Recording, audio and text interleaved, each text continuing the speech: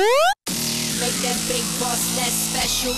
It ain't no game, but they saying welcome to the second level.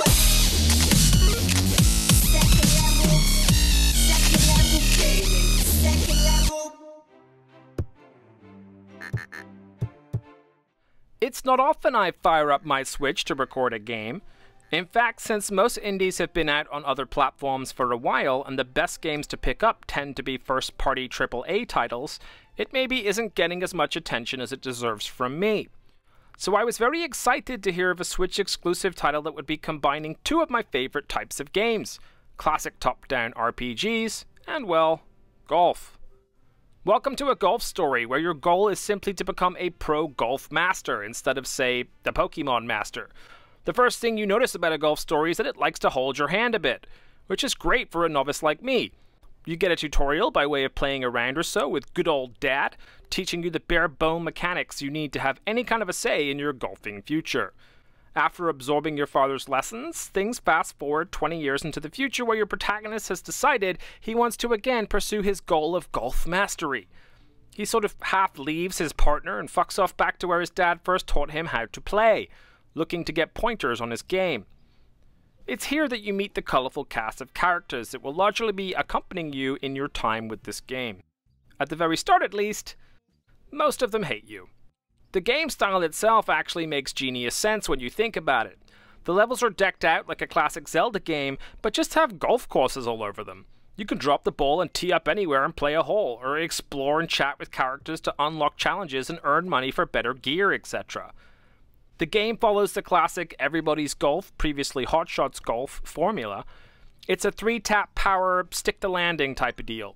No swinging the club with the sticks, pure reaction time.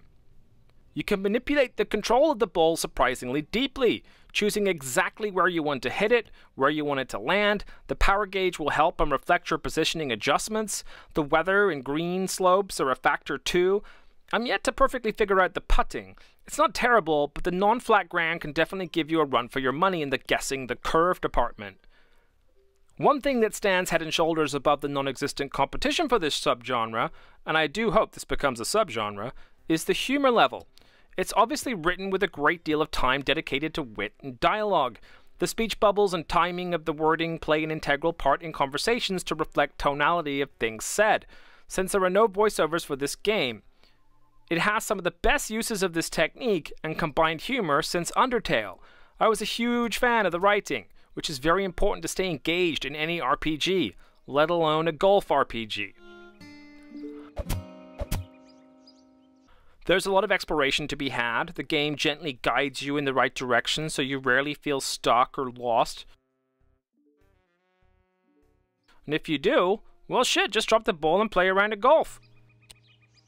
There are a unique variety of obstacles during golf rounds, not least of which are these little moles, perhaps a nod to Caddyshack, that will grab the ball if it's too close to them and put it somewhere shitty just to fuck with you. Where's Bill Murray when you need him?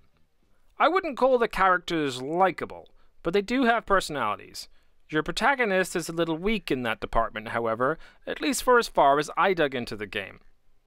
Coming in price-wise at a mere $15, I would say the price is more than right.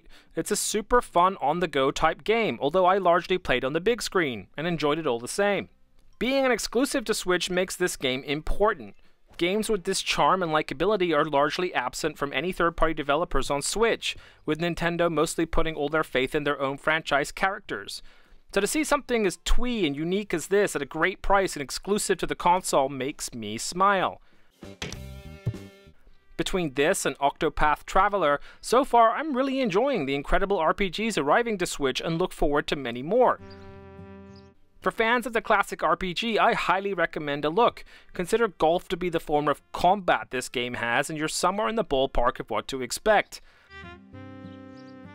This game is highly recommended by me, and I hope to see the franchise thrive. Thanks for watching. It ain't no game, but they saying welcome to the second level.